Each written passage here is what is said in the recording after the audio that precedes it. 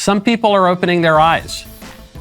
And even people who were Democrats for their whole life, even people who were professionally Democrats, even people who ran for president in the Democrat primary and then dropped out and endorsed the Democrat nominee, Joe Biden, even they are waking up and they are leaving the Democrat Party, namely Tulsi Gabbard.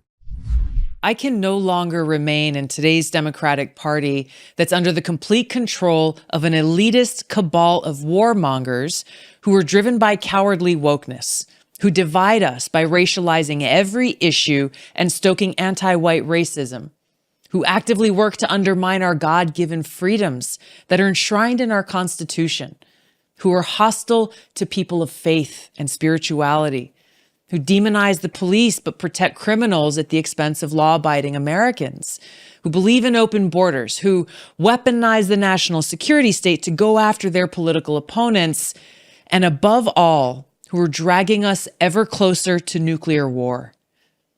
Now, I believe in a government that's of the people, by the people, and for the people. Unfortunately, today's Democratic Party does not. Instead, it stands for a government that is of, by, and for the powerful elite. Now, I'm calling on my fellow common sense, independent-minded Democrats to join me in leaving the Democratic Party. If you can no longer stomach the direction that the so-called woke Democratic Party ideologues are taking our country, then I invite you to join me.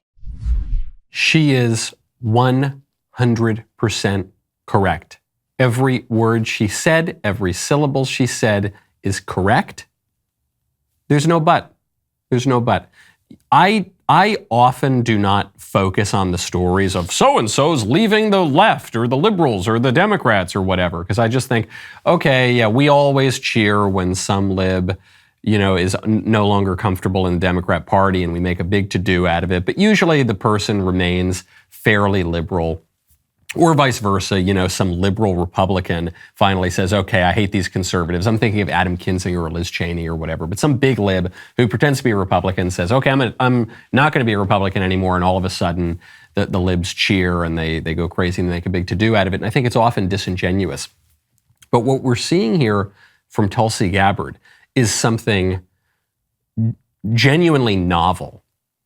You don't get the impression, listening to that she was just mistaken to be a Democrat. Come on, Tulsi, you're a Republican. You just don't know it yet. No, that's not, you don't get that feeling. You get the feeling that she could have fit into the Democratic Party maybe at some point, but there were always things that are a little different. I think Tulsi Gabbard genuinely is an independent. The things she's talking about there are kind of edgy. She's calling out anti-white racism. That's a sort of thing that you really are not permitted to call out in either party.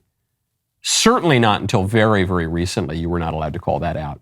She's calling out warmongers in both parties. Again, this is the sort of thing that you're not really allowed to talk about. Right now, the Democrats are absolutely belligerent over the war in Ukraine. They seem bloodthirsty for a more direct confrontation with Russia. That's certainly been the effect of what the administration has done. That's what she's calling out. She's totally right. And Republicans are kind of mixed on it. Republicans, certainly during the Bush era, and since then, they've kind of just gone along with the national security state. Speaking of the national security state, she's calling out the government spying on us. Neither party really calls that out. The Republicans cheered it on as, especially during the Bush era, the national security state began to take more and more power to spy on civilians. The Republicans were totally fine with that. And now the Democrats are the one wielding that power. The Democrats are the ones who wield the IC and all of those surveillance powers to spy on the Trump campaign, to undermine the Republican nominee for president, to undermine his administration, to go after ordinary conservatives, to attack not just Trump, and to knock down the door of Mar-a-Lago practically, because Donald Trump is the chief political rival to Joe Biden, but to go after parents who say we don't want our kids to be taught weird stuff in schools, to go after ordinary conservatives who are now maligned as insurrectionists and terrorists and far-right semi-fascists.